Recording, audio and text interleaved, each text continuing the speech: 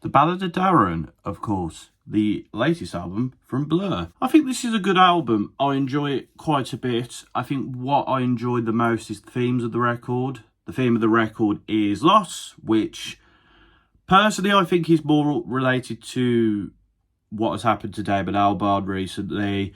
But you can kind of look at it in a lot of different ways. Loss is generally, in terms of losing a partner, a breakup of a relationship, etc.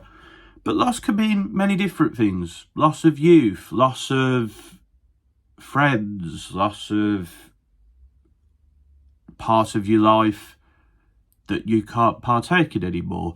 Loss can be many different things. And I think that is what is a very good thing about this album. While this loss is very directly related to something, it's done in a way that you can put into your own sort of loss, if you know what I mean. So I think that is very good. The first half of this record in particular, pretty great. The Ballad, fantastic start to a record. St. Charles's Square is a throwback Blur track that's great. Roaring guitars, Damon doing his thing. Barbaric is a very good single with a very hooky chorus. Really grips you, comes at you. And of course, The Narcissist, which is probably one of my favourite tracks of the year. It's just anthemic, it's roaring, it's impactful, and I think as well, it tells this story of loss in the most interesting and different way compared to the rest of the album. Because I feel like the rest of the album looks at loss fairly in similar ways, with similar metaphors. There's a lot of tracks that look at loss through the metaphor of being lost at sea or stuck on an island, for example. But this one, I think, does it in the most interesting way. It very much feels like a reflection on where Blur are now and looking back on where they've been to get to this point. I love The Narcissist. It's a fantastic track. After The Narcissist, I do enjoy what we get, but it just doesn't quite hit as much for me.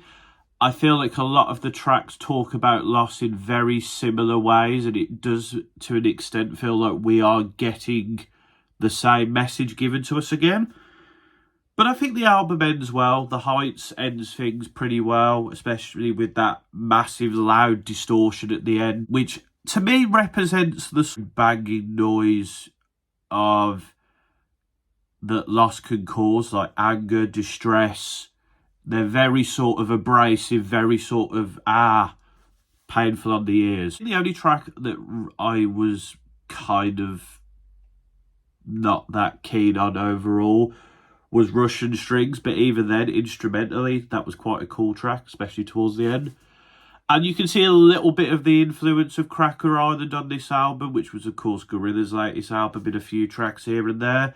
But this very much feels like a Blur album. I think Graham Coxon, in particular, on guitar is great. I think everyone does their thing here on the album.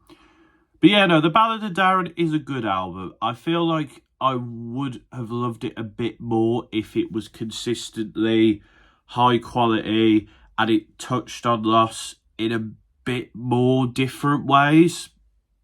But, you know, it's a good album. I enjoy it. And, you know, sometimes albums are great. Sometimes they're just good.